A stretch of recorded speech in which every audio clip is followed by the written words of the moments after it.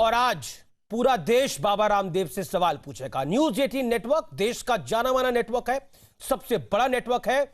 कश्मीर से लेकर कन्याकुमारी तक न्यूज 18 के अपने चैनल्स हैं।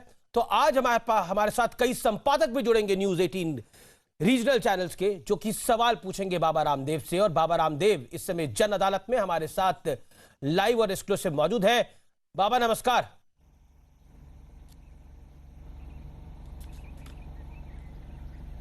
प्रणाम आमिश भाई और सारे आपके संपादकों को और पूरे देश के लगभग 18 चैनल पर आज आप सीधा संवाद कर रहे हैं। इसके लिए अभिनंदन है कि सत्य और प्रखर रूप से सब तक पहुंचे और लोग, क्योंकि आरोग्य उनका जन्मसिद्ध अधिकार है, तो जान सकें कि कौन सी पैथी से मैं क्या बेहतर लाभ पा सकता हूं। प्रणाम मेरा आपको बहुत बहुत। जी बाबा रामदेव, ऐसा क्यों है कि आप अक्सर विवादों में घिर जाते हैं या फिर आपको विवादों में घसीट लिया जाता है? सवाल यह खड़ा होता है, जनता जनार्दन का प्रतिनिधि बनकर आज मैं आपसे सवाल पूछ रहा हूं, आप जानबूझकर ऐसे बयान देते हैं या फिर हंगामा खड़ा कर दिया जाता है?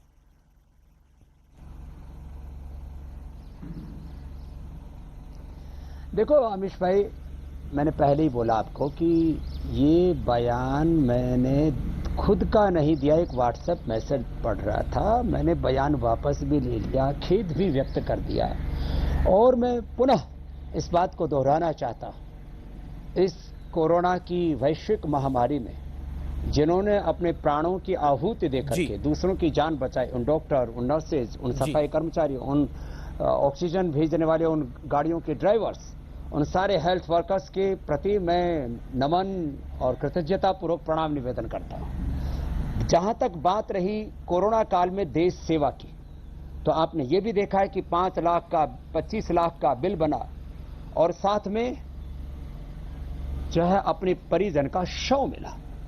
मैं किसी पर आरोप नहीं लगा रहा हूं जी, लेकिन ये बात कहना चाहता हूं, यद्यपि शल्य चिकित्सा सर्जरी के भी आविष्कर्ता महर्षि सुश्रुत हैं, उसके बावजूद भी आधुनिक चिकित्सा विज्ञान एलोपैथी ने सर्जरी में बहुत प्रगति की है। और मैं पूरे गौरव के साथ ही कहता हूं कि पूरी दुनिया में कहीं पर भी जो शल्य चिकित्सा का जो अद्यतन अनुसंधान हुआ है, लाइफ सेविंग ड्रग्स बनाए हैं एलोपैथ ने, मैं उसको गौरव देता हूं और मानवता के हित के लिए उसको जरूरी मानता हूं।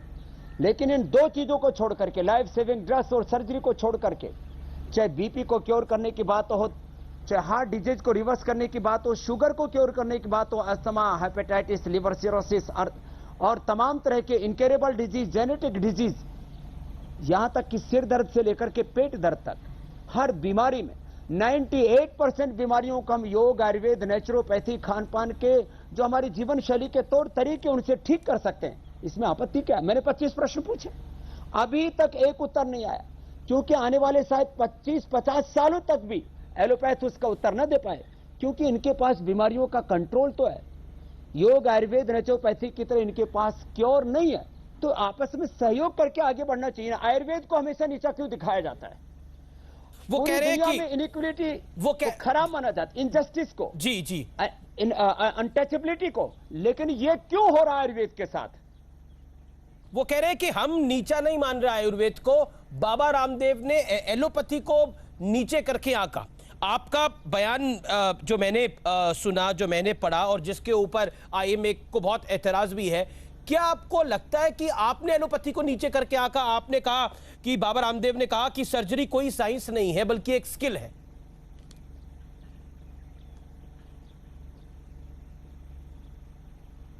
हाँ देखिए, ये तो है, और जब तो उसमें ऑटोमेटिक नॉलेज साइंस का तो इनपुट होता ही ना। तो क्या सर्जरी एलोपैथी का चिकित्सक ही कर सकता है? आयुर्वेद का चिकित्सक क्या मूर्ख होता है? वो सर्जरी नहीं कर सकता। तो नॉलेज के बिना तो कुछ भी नहीं होता है। नॉलेज और साइंस का इंपुट सब जगह होगा, लेकिन सर्जरी आयुर्वेद का भी चिकित्सक कर सकता है। भारत सरकार ने कानून भी बना दिया, हम पतंजलि में भी सर्जरी करते हैं। लेकिन स्टूपिड साइंस है एलोपैथी के लिए, फिशर के लिए, फिस्टुला के लिए जो आप दुनिया के बड़े बड़े देश के बड़े बड़े हॉस्पिटलों से लौट के आते हैं, उनको हम ठीक करते हैं। जी बाबा जी, क्योंकि आप कह रहे हैं कि आयुर्वेद भी एक साइंस है, लेकिन अगर हम बात करें एलोपैथ की, तो आप कहते हैं इसको स्टूपिड साइंस है, ऐसा क्यों कहा आपने? ये सवाल जरूर आएगा, डॉक्टर्स के मन में भी ये सवाल होगा। मैंने वापस कहता हूं आमिश भाई, मैंने वो एक मैसेज पढ़ा था, ये मेरा बयान नहीं था, फिर भी मैंने उसके ऊपर खेद व्यक्त कर दिया, बयान वापस ले लिया, माफी भी मांग ली। क्या माफी मांगने को क्या कहते हैं? क्या फिर फांसी पर लटका देंगे? अरे वो हर बात में हमें नीचा दिखाते हैं। उन्होंने कहा कि हमने सारा देश स्वस्थ कर दिया। मैंने कहा भाई, यदि कोरोना में आपने 10% रोगी ठीक किए तो 90% रोगी योगासन करके, प्राणायाम करके, कोरोनिल खा के, गिलोय तुलसी का काढ़ा पी करके ठीक हुए। और मैं एक प्रति प्रश्न करता हूं आमिश भाई,